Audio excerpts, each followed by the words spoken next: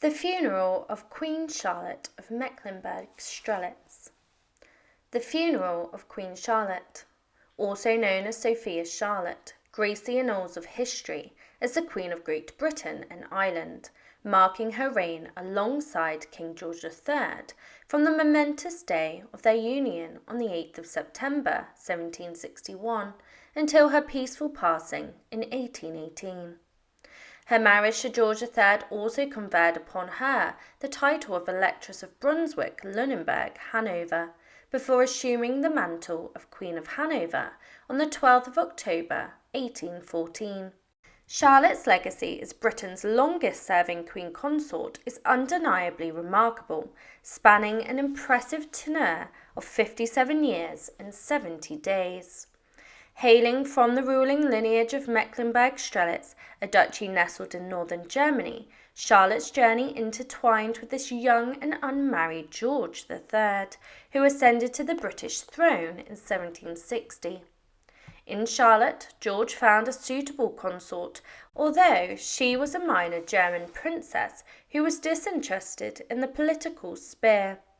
The union between George III and Charlotte endured for 57 years, blossoming into a family that encompassed 15 children, a staggering 13 of whom thrived into adulthood. Among these were two future British monarchs, George IV and William IV.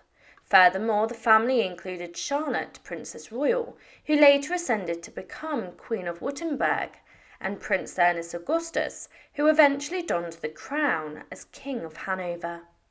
A connoisseur and benefactor of the arts, Charlotte carved her identity as an amateur botanist, contributing significantly to the expansion of Kew Gardens.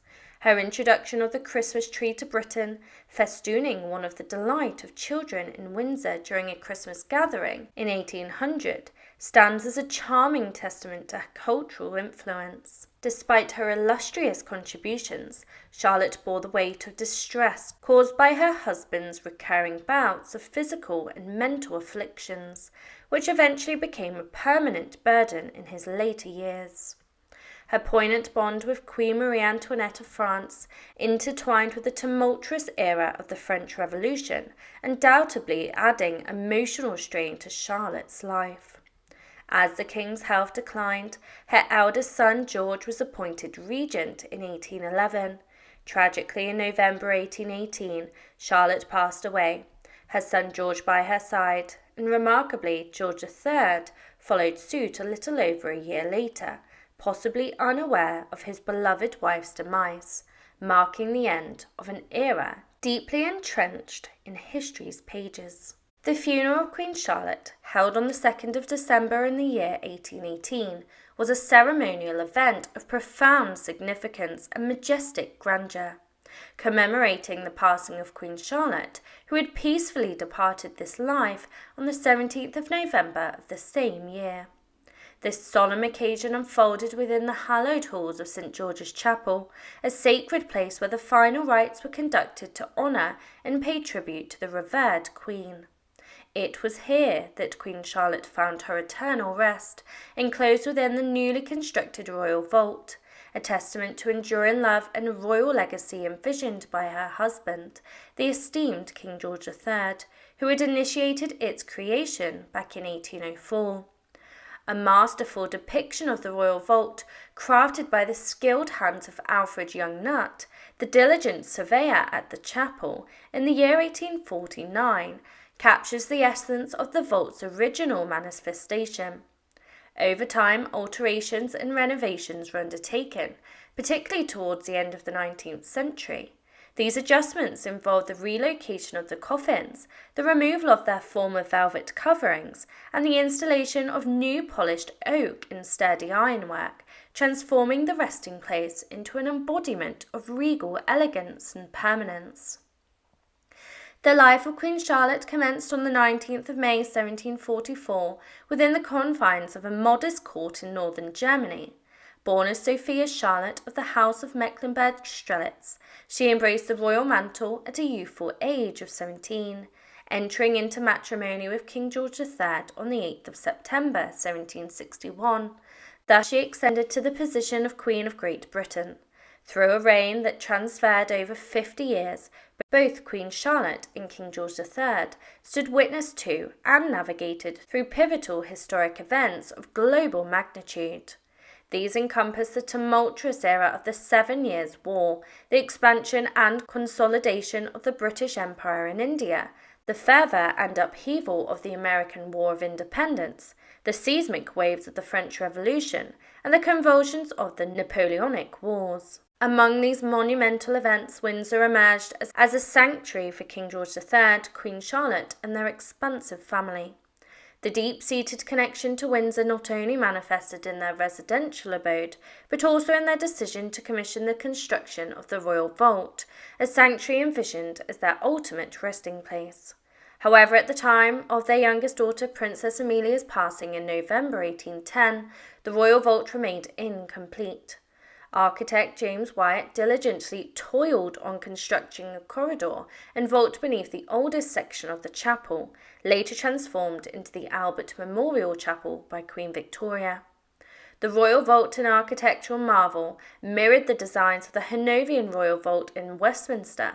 The endeavour led by Wyatt and his nephew Geoffrey culminated in the creation of the largest private burial vault in England during that period. The vault boasted a subterranean corridor and a vault platform entrance in the floor of the choir, meticulously engineered to facilitate a gradual descent through mechanisation. Princess Amelia's remains were transferred to the completed vault in 1810, followed by Augusta Duchess of Brunswick, the King's sister, in 1813. Tragically, the vault welcomed the remains of Princess Charlotte of Wales, the granddaughter of the King and Queen, along with her stillborn son, after their untimely demise in November 1817. The passing of Queen Charlotte on the 17th of November 1818 marked a poignant period of mourning. Her mortal remains lay in state at Kew Palace, her final sanctuary in the last days of her earthly sojourn. The day of her funeral service, the 2nd of December 1818, was an event steeped in solemnity and reverence. The procession from Kew to Windsor commenced at 8 p.m, featuring a hearse drawn by 8 noble horses.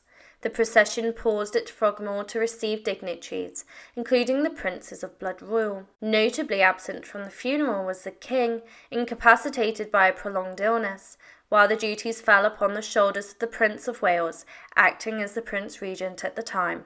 The guest list was exclusive, permitting only 54 members of the general public to pay their respects. 40 yeomen, the Knights of the Garter, and individuals intimately connected with the royal family were among those granted entry. The medical attendants of the Queen, King, and Prince Regent, alongside the ladies of the bedchamber, keeper of robes, and other devoted attendants of the late Queen, also graced the occasion. The funeral service exuded solemn splendour, accentuated by the harmonious and emotive performance of the choir. The Dean of St. George's Chapel, the Honourable Henry Hobart, delivered the burial service with profound sadness, evoking a sense of reverence and respect.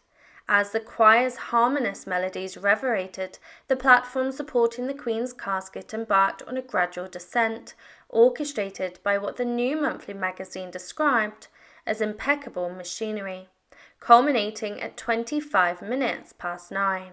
The graceful and deliberate descent of the casket marked the conclusion of a ceremony steeped in dignity and homage, a fitting tribute to a revered queen who left an undeniable mark on history.